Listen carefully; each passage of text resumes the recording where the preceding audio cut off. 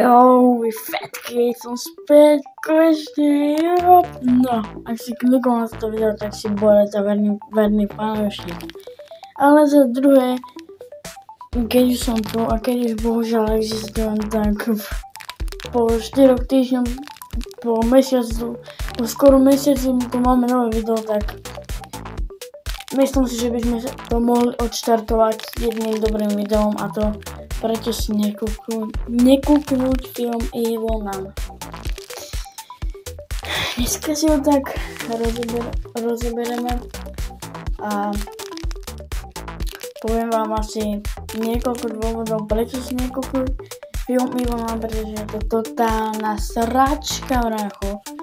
Jo, takže myslím si, že by sme mohli rovno začať prvým dôvodom, pretože prečo nie, pretože keď už to existujem a keď už vás znovu vidíte, tak prečo nie.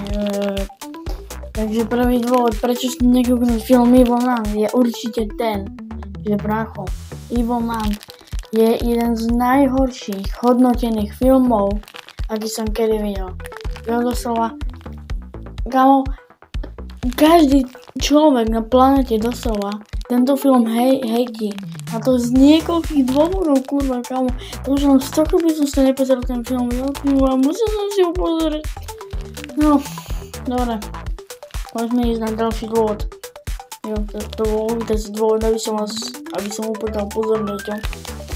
Jo, ďalší dôvod je ten, že tento film by som si nekúkal kvôli tomu, že proste ani mne, ani väčšine ľudí sa nepáči ten príbeh, ten lore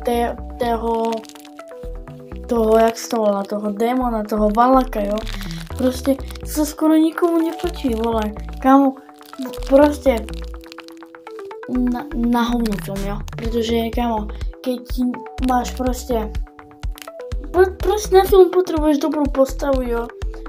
A dobrého démona alebo dobrého slasher zabijaka, jo. Títo dve sú hlavné veci, kámo, na začiatok filmu, ty vole. Proste, kámo, doslova, ja by som dal, ok, kámo, démona ako postavu Valaka, tak by som dal, že 2 z 10, kámo, a príbeh by som dal, že 0 z 10, ty vole, pretože jo. No a ďalšia vec. Ak ste modliaci a fakt máte radi modlenie, jo, že sa modlíte každý jeden deň, jo, proste každý jeden deň, tak tento film je priamo pre vás. To proste tam nemôže byť scéna, kde sa proste ľudia zle modlia, jo, to tam nemôže byť.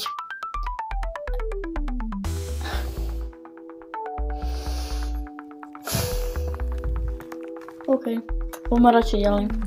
Jo, no a ďalší dôvod je ten, že, kámo, bola tam jedna scéna, kde, kámo, úplne že všetky mnišky, čo tam prišli, proste bola nejaká scéna, kde prišli nejaké jeptišky, jo, a neviem, bolo to nejaká tam kliatba, jo.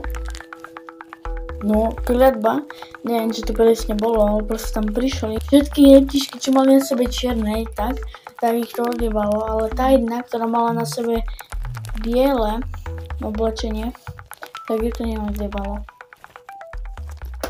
Vidíte v tom ten skrytý rasizmus, kámo? Je celkom hej. Je celkom hej, jo. Je celkom hej.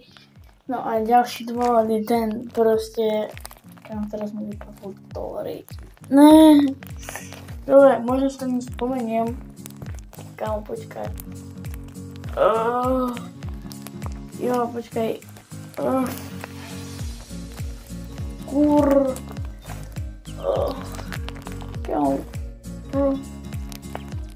Počkaj. OK, dám som random dôvod a ďalší dôvod je ten